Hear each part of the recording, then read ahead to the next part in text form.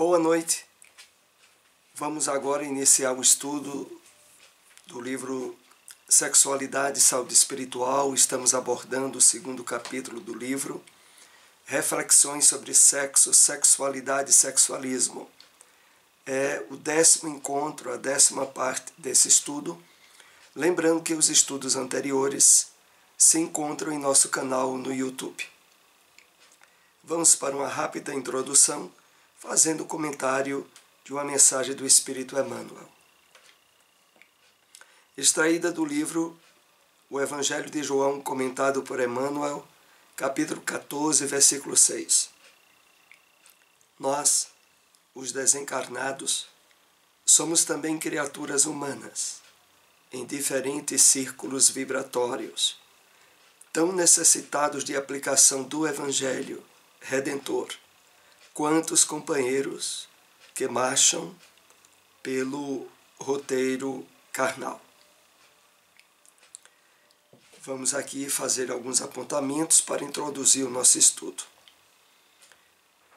Nessa mensagem, Emmanuel nos chama à conscientização de que não apenas nós, que estamos temporariamente revestidos de um corpo denso da matéria física, temos no nosso despertamento espiritual e na reharmonização com as leis divinas um esforço e um trabalho que exige dedicação, dênodo, insistência, persistência. E por isso ele diz, olha, não é só vocês, nós os desencarnados somos criaturas humanas que trilhamos dificuldades semelhantes. Todos nós, quer humanidade encarnada, quer humanidade desencarnada, somos necessitados. E aqui vem o ponto mais importante, da aplicação do Evangelho Redentor. Porque, de fato, Jesus não trouxe apenas o conjunto de orientações que alcançam a psicologia humana no seu aspecto mais profundo. Além disso, trouxe-nos um roteiro de vida, um conjunto de orientações que, para de fato serem aproveitadas, necessitam ser aplicadas, vivenciadas em cada um de nós, independente de estarmos encarnados ou desencarnados. Essa questão é apenas de densidade vibratória. Nenhum de nós julgue que seja mais fácil vivenciar as lições do Evangelho fora do corpo material. Lê do engano. Isso muitas vezes é apenas argumentos disfarçados do nosso ego e das estruturas de orgulho e egoísmo que trazemos do passado. Mas voltando aqui à mensagem, fechando esses apontamentos, quando Emmanuel diz a aplicação do Evangelho Redentor. Redentor como sinônimo verdadeiro e profundo de libertador. Na verdade, enquanto não nos abrimos profundamente à renovação propiciada pelo Evangelho do Cristo, nós estaremos sendo escravos da ilusão da matéria, projetados num campo de sombra aonde, inúmeras vezes, vivenciamos um nível de sofrimento, de infelicidade, pelo fato de não termos feito o esforço devido nesse trabalho de despertamento espiritual que há mais de 2000 anos nós somos convidados. Então, é a isso que Emmanuel aqui nos chama a atenção, a reflexão. Vamos para o nosso estudo. Hoje nós estaremos nessa 10ª parte, fechando os esclarecimentos a respeito da pedofilia. Diversos aspectos que andamos trabalhando até o estudo de hoje, e com ele iremos concluir essa parte, que está no capítulo 2 do livro Sexualidade e Saúde Espiritual, a que motivamos muito a aquisição, a leitura de toda a obra. Aqui, como sempre dissemos, apenas estabelecemos o comentário de alguns trechos, de algumas partes. Quais as consequências psíquicas e espirituais para a criança que é vítima de pedofilia? As consequências psíquicas são os traumas de ordem emocional profunda, que vão desde lapsos de memória aos transtornos da personalidade, estados de fobia, dentre outras.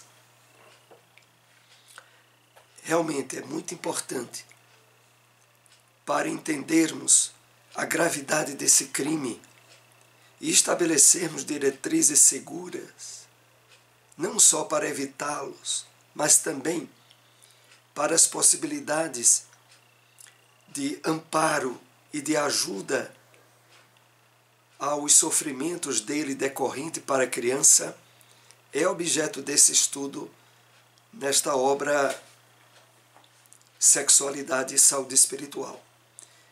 Então, não é apenas, como muitas vezes passa-se na mente do pedófilo, um simples ato, um simples gesto de abuso sexual. Não. É um gravíssimo crime de consequências que hoje estaremos analisando, algumas terríveis, ao ponto de, inúmeras vezes, levar a tentativas de suicídio, ou ao próprio suicídio mesmo, como iremos ver. Então, dentre as consequências, quando aqui é referido desde lapsos de memória, é que aquilo marca tão dolorosamente o psiquismo da criança, que ela tenta, por um mecanismo inconsciente, não lembrar, não querer, não possibilitar a recordação do que aconteceu. Não obstante, essa tentativa não consegue evitar os danos psíquicos profundos dele decorrentes. Aqui também é citado os transtornos da personalidade e estados de fobia. Então, desde o vasto campo de consequências danosas e profundamente dolorosas para a criança, surgem estados de síndrome de fobia e que levam a traumas a nível psíquico altamente dolorosos. Nós iremos ver mais em detalhes nesse estudo que hoje fecha esse tema, com algumas colocações a nível terapêutico ou profilático. As consequências espirituais também são profundas. O espírito se revolta contra a sua própria imagem infantil, abre-se para uma desconfiança muito profunda de sua própria existência, de sua própria realidade, e culminar depois em suicídio. Então, há como consequência desse crime um nível íntimo de revolta, de contrariedade pela criança, a si mesmo, à vida, a Deus, pelo fato de entrar em um processo de autoflagelação, de autocondenação, de achar que a sua vida, a sua existência não vale nada. Por que é que aquilo lhe aconteceu? Por que é que aquilo foi permitido pelas leis divinas. Todo esse quadro vai minando um estado de revolta íntima que muitas vezes é o alicerce para tentativas de suicídio. O espírito acredita-se que seja um ser completamente abandonado, indefeso, desprotegido, e se rebela contra isso. Transfere essa revolta não apenas para as criaturas, mas para o Criador. E por meio desse mecanismo formula dramas emocionais. Então há no íntimo da criança e mais adiante do jovem um nível de conflitos íntimos cuja base maior é proveniente dessa revolta contra a vida, contra o Criador que permitiu que aquilo acontecesse, no entender da criança. E que, a partir daí, surgem esses dramas emocionais, aonde o medo da convivência natural com outras crianças, com atividades peculiares à sua idade, com um sentimento de se julgar totalmente abandonado e desprotegido pela família que não cuidou, que não zelou para que evitasse que aquilo acontecesse. É como se houvesse uma vingança com Deus em sua intimidade, mesmo que ele seja até um ateu, a criança. Em nível subconsciente, revolta-se contra Deus e as leis divinas, que permitiram que ele fosse uma vítima desse crime. Aqui, inclusive, permitiram, está entre aspas, porque nós aprendemos em estudos anteriores qual a base em termos de entendimento espiritual para o surgimento desse crime. Não como justificativa, que não há, mas como explicação das causas, aonde o objetivo maior das leis divinas, que é o amor, o progresso, a felicidade de todos nós, é muitas vezes conflitado com o mau uso do nosso livre-arbítrio, trazendo consequências que muitas vezes se dão na vida atual ou em vidas futuras através do mecanismo da reencarnação. Então, é claro, como nós temos aprendido, que é injustificável a revolta. Mas, por outro lado, a ausência de compreensão espiritual da vida e esse estado de rebelião íntima daquele que sofre o crime abre campo para um sofrimento muito intenso, cujo causador, muitas vezes, não é alcançado pelas leis humanas na vida atual.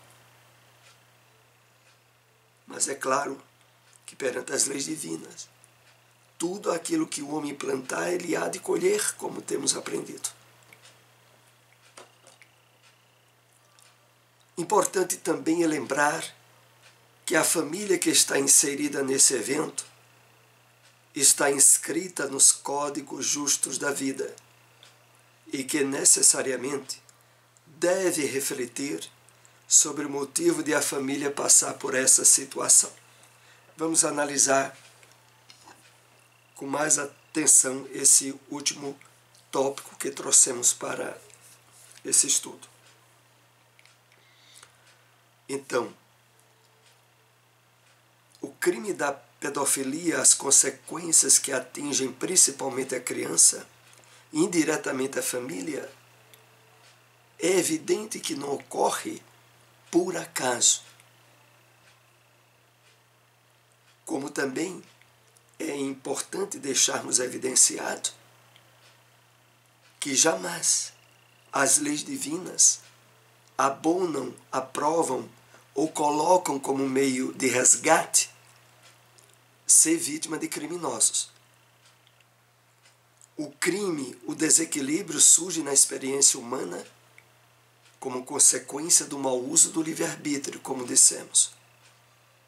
Por outro lado, o fato de surgir tal provação que alcança indiretamente toda a família tem causas. E aqui o convite que o texto nos chama é a reflexão. É buscarmos através da prece, da meditação, da reflexão, razões para se estar passando por essa situação. Nesse trecho da obra também é colocado advertências a respeito dos cuidados que os pais devem ter com seus filhos, principalmente na primeira e segunda infância, desde não deixar o filho com pessoas estranhas à família, desde também a procurar ao máximo cercar de cuidado, de atenção, de proteção, de conversação e de esclarecimento com o filho, desde que já note capacidade de entendimento a respeito dessa questão. Não poucas vezes, infelizmente, o crime da pedofilia ocorre dentro da família. Mas mesmo dentro da família, a mãe ou o pai podem, através do diálogo e da abertura e da conversação com os filhos menores, procurar saber do que aconteceu e, sobretudo, quando percebe algum comportamento estranho na criança. De não querer ficar com determinada pessoa, de sentir medo quando está próximo de algum parente ou de algum conhecido. Detalhes que principalmente a mãe atenta a esses detalhes pode perceber.